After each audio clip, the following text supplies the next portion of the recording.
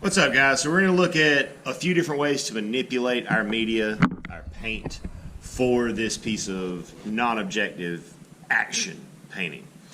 So we are going to work with a brush, but we're not going to do any of this brush stroke painting. What we're going to do is look at a couple different techniques. So the first one is the drip. So for a drip, we want to load our brush up, or for the stir, we hold our brush up, straight up and down. We make sure we got it good and loaded with paint, and we just stir.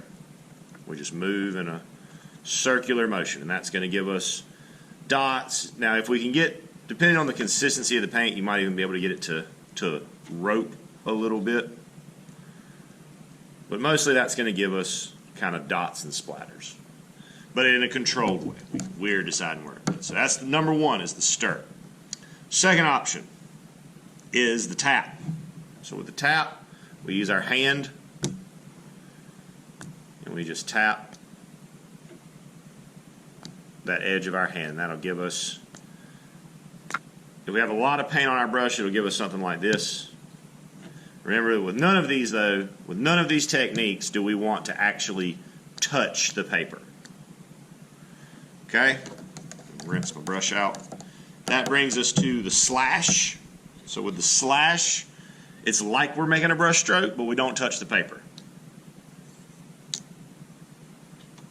Just hold it, and then in a kind of a flick motion, slash that paint across.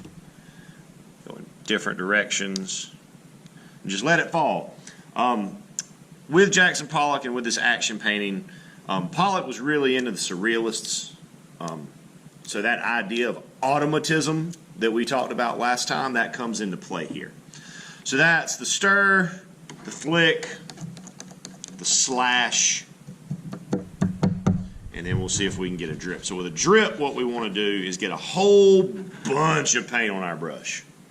We want to hold our brush straight up and down and just kind of, like stab it down a little bit. So with this one, we're not really trying to make the line so much as we are just trying to get the paint to fall off of our brush. Now for this one, it requires a lot of paint on the brush. So as far as techniques go, that's the four that we're working with. So again, there is the stir,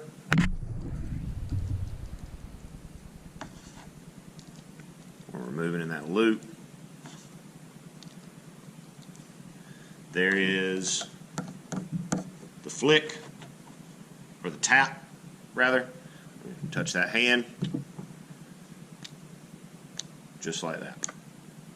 Tap it onto the page. Then we have the slash. Again with the slash.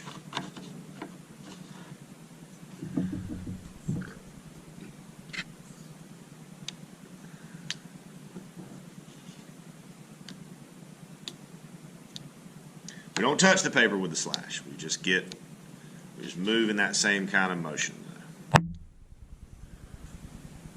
And then finally we have the drip.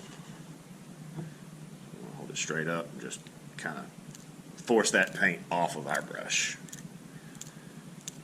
Alright, so those are our four basic techniques for creating an action painting. We'll talk about how you guys are going to use them in real time.